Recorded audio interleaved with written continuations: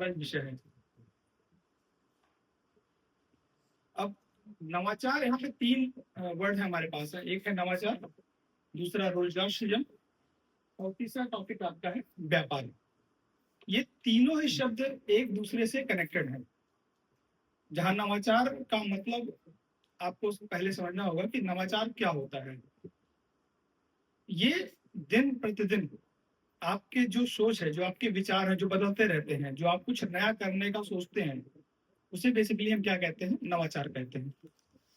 अगर आप मानव इतिहास के शुरुआत से लेकर आज तक आप जो भी चीजें आप देखते हैं वो आपका नवाचार ही है। सबसे पहले मनुष्य था, उसके पास कुछ भी नहीं था, घर नहीं थे, कपड़े नहीं थे, रहने के लिए नहीं थे, खाने के लिए खेत त्याग जो भी उसके पास था, कुछ भी उसके पास उपलब्ध नहीं था। वो कंदमूल से अपना गुजारा करता था। लेकिन धीरे धीरे धीरे क्या हुआ, उसकी प्रकृति ने, उसके कार्यों से क्या हुआ, वो धीरे धीरे आवास बनाना सीखा, सड़कें बनाना सीखा, खेती करना सीखा, पशुपालन करना सीखा, और इन्हीं सब चीजों से धीरे धीरे क्या हुआ, आज अपने व्यापार को डेवलप करते हुए आज हम इस स्तर पर पहुंचे हैं। और ये भी जहां आज हम उपस्थित हैं, ये भी अंत नहीं है, इसके आगे भी ये परिवर्तनशील चीजें चलती रहेंगी। और इसी को हम क्या कहते हैं? नवाचार कहते हैं। ठीक है, मतलब एक ऐसा विचार जिसपे हमारा जो जीवन है, जो हमारी जीवन शैली है, वो हमारी जीवन शैली से जुड़ी जो सारी चीजें हैं उनमें क्या होता है? परिवर्तन होता है। तो उसको हम क्या कहते हैं? नवाचार कहते हैं। ठीक है, सर पीडीएफ की बात कर रहे हैं। क्या होता है? ठीक है, एक सिंपल एग्जांपल देते हैं। ठीक है, जैसे इस समय आप अपने इस वर्तमान जीवन में आप अपने आसपास बहुत सारी चीजें आपने देखी होंगी, जहां पर बहुत सारी चीजें बदलती हुई देखी। ठीक है, जैसे आपके पास मोबाइल है, ठीक है, मोबाइल आपके पास है, आप उस मोबाइल से आप क्या करते हैं? नॉर्मल मैसेज कर रहे हैं या बात कर रहे हैं। ठीक उसी मोबाइल का यूज कोई क्या कर रहा है? पढ़ाने के लिए कर रहा है। ठीक है, क्या कर रहा है? पढ़ाई कर रहा है। ठीक है, तो एक नया विचार डेवलप हुआ, एक नई चीजें आई। ठीक है, हो सकता है आप कहीं जाते हैं, मार्केट जाते हैं या कुछ भी जाते हैं, तो आप उससे क्या कर रहे हैं? क्या कर रहे हैं? भुगतान कर रहे हैं, यूपीआई कर रहे हैं। एक मोबाइल से आपके क्या हुआ? एक नया परिवर्तन आया। क्या है?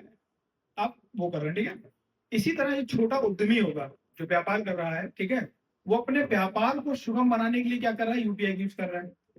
ठीक है, तो एक ही मोबाइल जो आपके पास है, उससे हम कई तरह से कार्य कर रहे हैं। मतलब एक नया चीज डेवलप हो रहा है।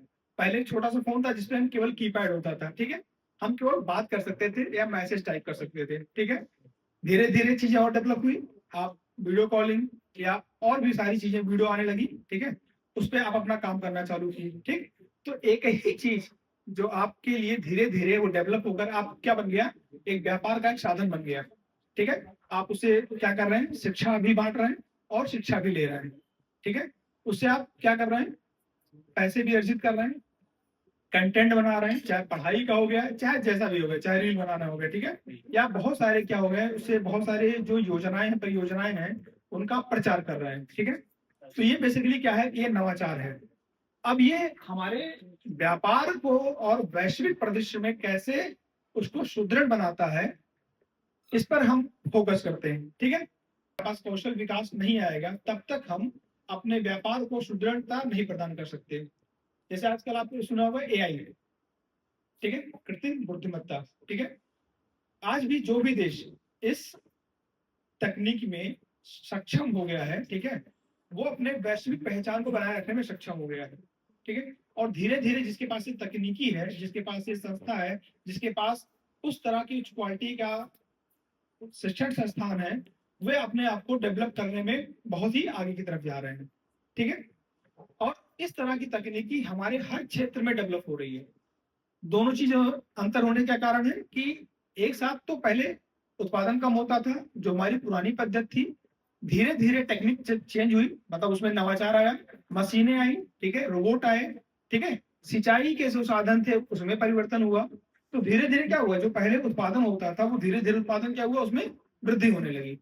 और उत्पादन में जब वृद्धि होती है तो क्या होता है, जो हमारी इनकम होती है, जो हमारी ग्रोथ होती है, वो क्या होती है? धीरे धीरे बढ़ना प्रारंभ करती है। तो बेसिकली नवाचार मतलब क्या हो गया? एक स्मार्ट तरीके से किसी क्षेत्र में प्रगति पर ध्यान देना।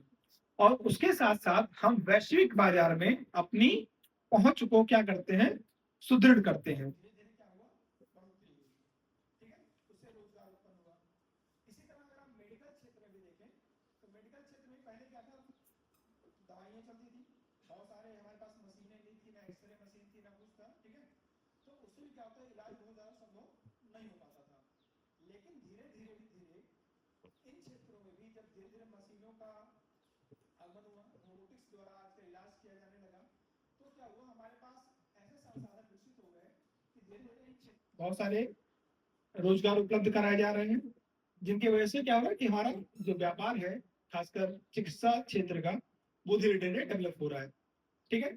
इसी तरह आप देखें इंजीनियरिंग क्षेत्र में देखें या रक्षा सेवा में देखें, ठीक है, तो वहां भी आजकल नए, इससे भी क्या होता है कि ये जो तकनीकी होती है, ये देश और हर अंतर्राष्ट्रीय स्तर पे क्या होता है, अलग अलग भिन्न होती है।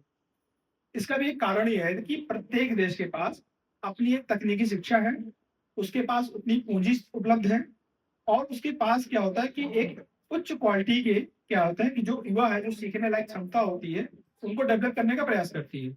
जैसे एग्जाम्पल है कि चीन है, अमेरिका है और भारत है। अगर आप तुलना करें तो चीन के पास आज के दौर में इतनी अच्छी टेक्नोलॉजी आ गई है कि वो भारत और अमेरिका को भी पीछे छोड़ दिया है। एक एग्जाम्पल बताते हैं, जैसे नवाचार मतलब होता है कोई नया विचार, ठीक। चाइना ने इस साल लगभग लाखों में अपने पेटेंट कराए हैं, ठीक है।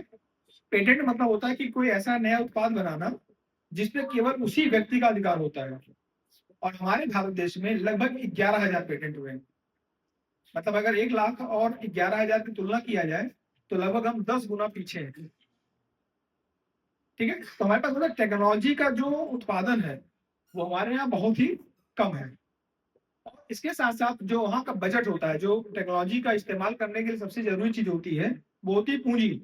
और पूंजी हमारे यहाँ जो बजट में दी गई है वो लगभग 0.7% दी गई है। मतलब चाइना में ये 5 से 10% है। मतलब पूरे अगर जीडीपी का देखा जाए तो बहुत ही कम हिस्सा है हमारे पास, मतलब 0.5% हिस्सा। और वो 10 से 5% के बीच में वो अपना इस ओर अपना निवेश कर रहा है। तो जाहिर सी बात है कि नवाचार वही डेवलप होगा या जहां पर पूंजी का जो प्रवाह है उस दिशा में सही तरीके से किया जाए, ठीक है। तो ये बहुत सारी चीजें होती है, जब ये सब चीजें बनती हैं तब क्या होता है वैश्विक बाजार में, ठीक है, हमारी जो पहचान होती है वो डेवलप होती है।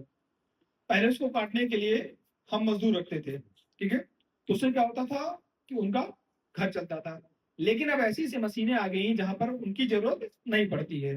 तो एक प्रकार से क्या हुआ, नवाचार आया, तकनीकी आई, उत्पादन हुआ, व्यापार बढ़ा, लेकिन जहां रोजगार जिस क्षेत्र में बढ़ना चाहिए उस क्षेत्र में कम हुआ। लेकिन उन्हीं मशीनों को चलाने के लिए जो व्यक्ति दक्ष है उसके लिए रोजगार बढ़ा। तो दोनों चीजें हैं हमारे पास, पॉजिटिव और निगेटिव चीजें दोनों हैं। लेकिन जहां पर रोजगार की बात आती है तो कुछ क्षेत्र ऐसे हैं जहां पर रोजगार में क्या होता है, कमी आती है। लेकिन वहीं अगर आप स्वास्थ्य क्षेत्र में देखें, डिफेंस में देखें, ठीक है, या फिर रक्षा सौदे में देखें, तो वहां पे क्या होता है कि जो नवाचार आते हैं वहां पर रोजगार सृजन में क्या होती है, लगातार वृद्धि होती जाती है, भाव डालती है, ठीक है। अंतर्राष्ट्रीय व्यापार में नवाचार कैसे प्रतिस्पर्धा करता है, ये भी एक बात है कि जहां भी आपको बताया गया कि जो भी देश स्किल डेवलपमेंट अपना रखेगा, जहां पर उस क्षेत्र में अपना बजट अलॉट करेगा या तकनीकी सुविधा देगा, उस पर खर्च करेगा, उस देश की क्या होगी, तकनीकी ज्यादा सुदृढ़ होगी और वहां पर रोजगार की और व्यापार की सुविधाएं बहुत